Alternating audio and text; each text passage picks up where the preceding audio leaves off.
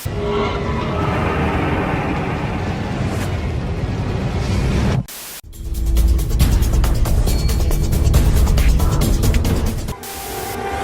expliquer bato bazo landa biso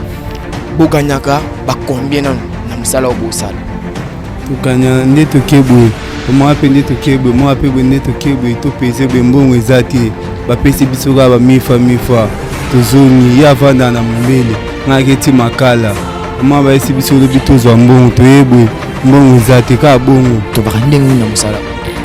c'est que au minimum biloko belé amsoko zatama 5000 7000 10000.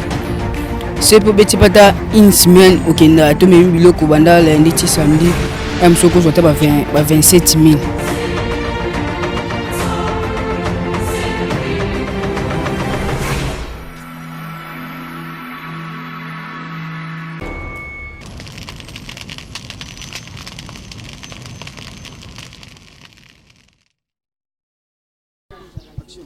Mbote na bino bande ko balana vérité universelle TV kana epsa bino eza esika obo découvrir vérité na bino eza esika oyo bosala la biso confiance pour na koyoka ba vérité. Alors lelo tokisina moi tokisina terrain na kin a poto ba moi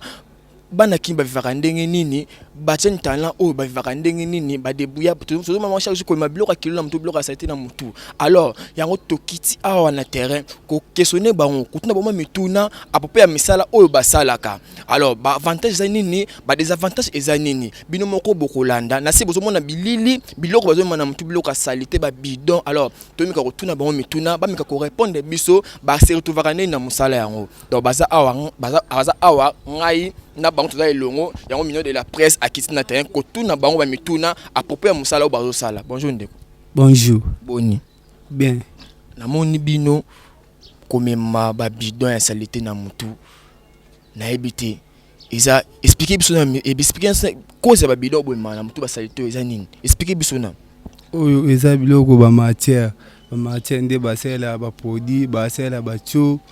ba kateli biloko ebele wana za mboka na biso yango nde tozwaka tolokoti na fulu totie na musike tokie na ngoti première. Donc bomema yango na mutu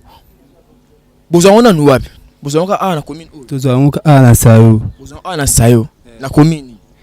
na Kasavu. Donc bozango na sayo bochango na mutu bokina ngo ti limité bokina bozaka transport to bosala ndene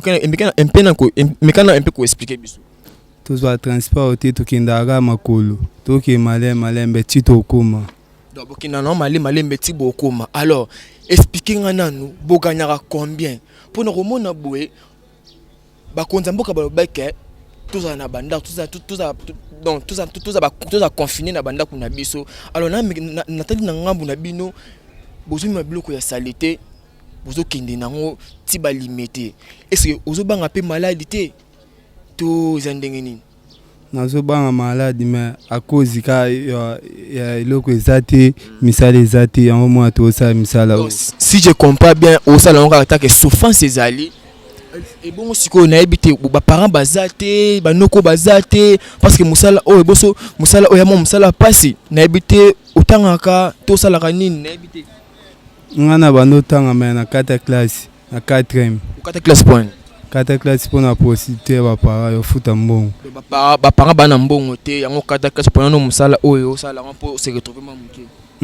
na pona musala o pona sala pona se retrouver mamuke si musala o boganya kandenge nini boganya pona mo ba bidon eza tellement belé bande ko bane bino mo na bilili bande ko ba maka ba bidon ya salité ba chango na mutu ba kenango ti premier ba kenda ko teka ngo so mekana ko expliquer ba to ba so landa biso boganyaka ba combien na musala o bo sala tukanya nde tokebwe moi pe nde tokebwe moi pe nde tokebwe to pese be mbongo ezati ba pesi biso ka ba mifa tozongi ya vanda na mbele ngaketi makala moi ba esi biso lobi tozwa mbongo toyebwe mbongo ezati ka bongo babinisa biso ka ya solo donc ebela kilo oyo oyo ça que bozara 1000 francs. Donc boke bo pesango ozu 1000 francs. So na 1000 francs na 1000 bande ko balande sala moi passe mingi. Donc so na bina tanga 1000 francs wana donc la ta mbongo ata ti okomela te. mais vous avez bana ne bazo souffrir makasi amemi kabaka te kilo achona mutu akei ko pesa on passe bakenda roteka mais la suka na azu 1000 fois donc ça la passe makasi donc expliquer mekana ko expliquer biso babidon oyo botekela ngo banane totekela ngo ka batu mwindu na première rue donc to ba bandeko no ba congolais tokenda na ngo to sopi to poni to longoli ba bouchonne asi to peser après tout est bas kilo après son bon eza ba pesi biso so eza te ba pesi biso 500 auto 1000 fois to keni to ya lobi pe to ya boye wako mo binisa biso yango ga to bara na ba condition misala eza ba tira biso te ba le ka biso misala o lu ka pe misala parce que au pour les bien on peut déjà donc ça pendant combien de temps combien de années de sali musala na sano ba des années bele na sala ta ba 10 ans o bio sai musala ba 10 ans na banana na ba plastique ba kopale ba cantine wana sili après na bali na ba chasser sili après na bandi na suffrage après ndi na continuer na suffrage Bandeko Balandi, merci beaucoup Bandeko Balandi, Vérité Universelle TV. Quand on a bino, ils ont ici au découvrir la vérité na bino. Donc autant apé. Natanga pe. Tanga mandam. Kati na classe. Quand de moto ba parler bana moyen yango kati na classe. Kubengana pe yango sakinga na kata classe. Na luka pe moyen de vie. Usuka na kasa ba niveau. Na suka na 4e secondaire. 4e secondaire. Mais so ba moyen mona no kozonga no classe. Na zonga na classe. Osolo ba ina bandeko bazo landa biso na mita oyo bana poto bana kili bana fek ko ba ni pona na makam oyo bon bazo yoka na makam oyo na vie ozo vivre ko ba ni pona ba ko ba ni tant que ba soutenir yo to na ebito ko ba ni yoko lo bezaka be ba soutenir biso ba luka biso misala ba luka biso pe moyen de vivre poto tika musala o yoko lo ba ngwana. Merci Bandeko Balandi. Kana yeb sabino na mona epoza kina mwandeko na auto tunema mituna nanu mukito to meka koyeba ndeko boni bien dali pe omeka ko expliquer biso nanu musala obo sala comme mabiloko ya salité boye kota la pena biyo mopo tamsusu do yo moza salité pe don ebiti mikana ko expliquer biso nanu musala obo sala ka comme mababilo ko salité bona mutu pourquoi bopona musala oyo musala te na Congo ezati yango pona bino musala oyo si on a bien musala bon musala ezati na Congo donc malgré tout ba kontamboka babaya ke to fana na banda kuna biso mais na tomoni bino kaka tomoni bino bo quand même boza ko débrouiller mais musala oyo pour bosala ezati dinité ke bino bosala yango mais na moni kaka ke maki bo sala ngo mais pour nga analyse na ko sa ezaka ke tam souffrance et ça ke bo sala musala oyo alors okoki koloba nini na bakonzi ya mboka na bandeko bazolanda biso à propos musala oyo bozo sala nakoloba nini te loba na yo sentir à l'aise loba na yo so ba aider bino na musala po musala za propriété po bino bosala en tant que ba jeune bo il faut botaso botanga bo fana ba condition moko ya bien ba soutenir bisuka bino ba avantage ya musala ezani de bosa bo ma bidon bo et ngana ko expliquer biso avantage nango ezani buganyaka combien bo se retrouver ndengi na musala c'est que au même moment biloko belé amsoko za tama 5000 7000 10000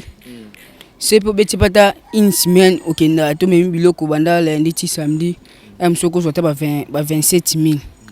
siko kilo obo memi oyo siko bokozo ape combien na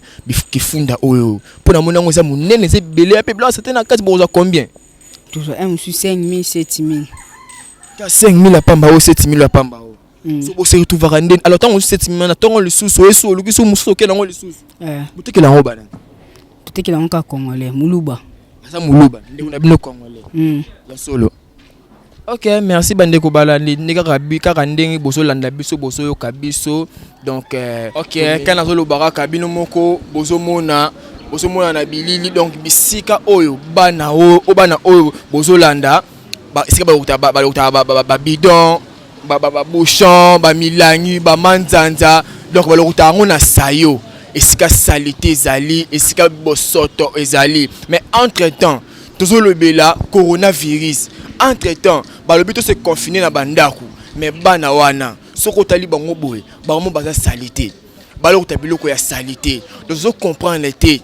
to kosuka wapi. Bana wana pe bakosuka wapi. Bino bandeko bozana ba mbongo, bozana ba moyen, botika bango bote, bo soutenir bango. Donc bana wana ba ko lokota biloko wana ba bido ba manzanza ba ko tona na sayo awa na full à désert et si que zalaka cimetière bana baya ko lokota biloko na baya ko ba manzana wana côté wana donc botika toujours branché connecté donc beaucoup découvrir ba vérité na bino à suivre to memi bino kaka pour découvrir comment bana kin ba vivraka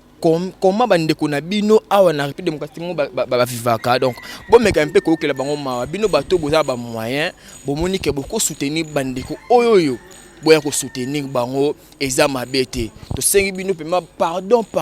c'est bino bato mbongo bon meka un peu ko porter regard sur bana oyoyo bazo souffrir makasi bino botaka na bilili nde bozo mona ba salité ba bidon bazo mema na mutu tellement ba trajet ya mulai makasi alors bino bato boza ba moyen bon meka un peu ko soutenir bango bon tout d'abord ba coordonner na bango ba adresse to meka ndeko pesa so mo ba adresse moi numéro de téléphone na bato ba meka un peu